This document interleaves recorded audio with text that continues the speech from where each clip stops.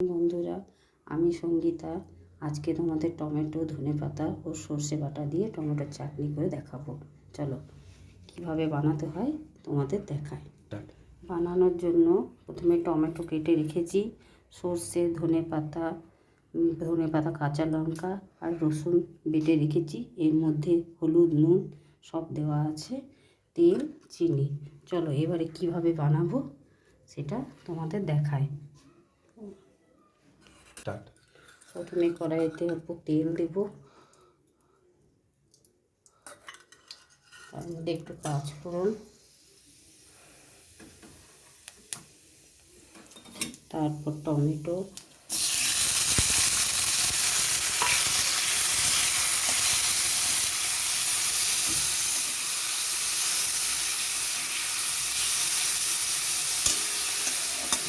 একটু ভালো করে ভেজে নিতে হবে।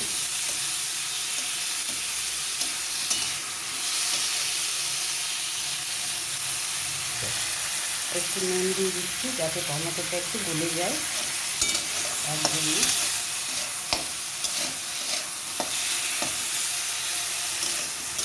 টমেটোটাকে নেড়ে করে নুন দিয়ে নরম করে নিই।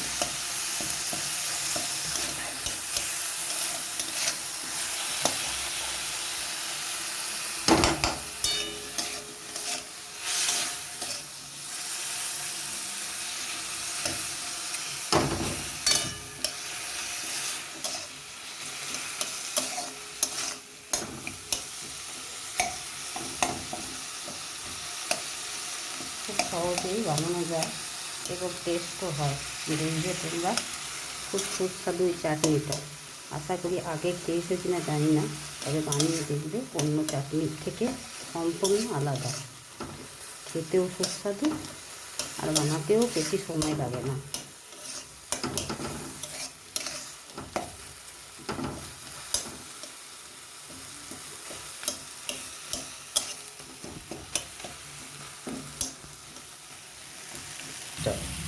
এবারে টমেটো গলে গেছে, এরপর সরষা, কাঁচা লঙ্কা আর রসুন আর নুন, হলুদ দেওয়াই আছে।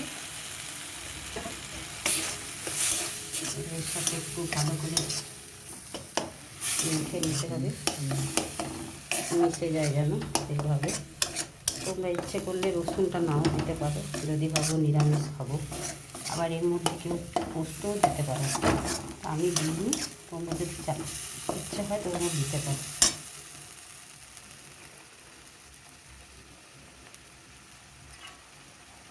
অল্প সামান্য জল দিলাম বাটি দিয়ে।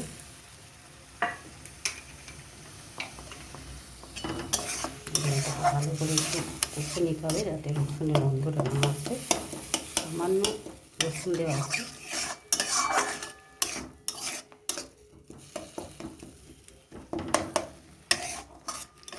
এটাকে একটু ভালো করে টমেটোর সঙ্গে ধনেপাতা, সর্ষে, কাঁচা লঙ্কা আর রসুন দেওয়া আছে, একটু ভালো করে কষে না নিলে রসুনের গন্ধটা ছাড়বে, তাই একটু কষে নিই।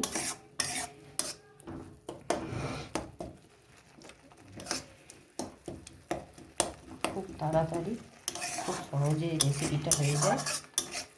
এই চাটনিটা বানিয়ে দেখবে, খুব টেস্ট। ভাতে, খিচুড়িতে খেতে খুব ভালো লাগে। তুমি শুধু মুখে খেলেও তোমাকে তাতেও টেস্ট লাগবে খেতে, অন্য চাটনিদের থেকে একদম আলাদা।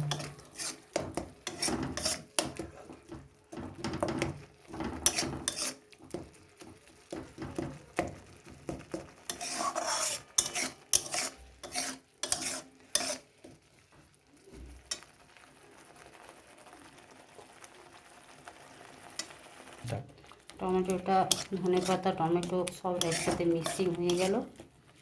এবারে মিষ্টিটা নিজের উপর নির্ভর করে, যে যেরকম খায় সে সেরকমভাবে মিষ্টিটা দিতে পারো। আমরা একটু মিষ্টিটা মিডিয়াম খাই, সেই রকম দিলাম। তোমরা যেরকম খাও সেরকম দেবে।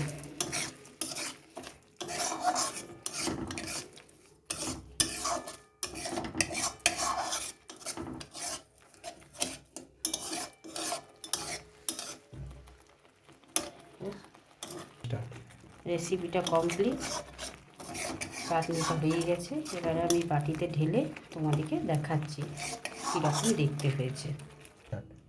রেসিপিটা যদি ভালো লেগে থাকে তাহলে ভিডিওটাকে লাইক, শেয়ার আর সাবস্ক্রাইব করতে ভুলবেন না।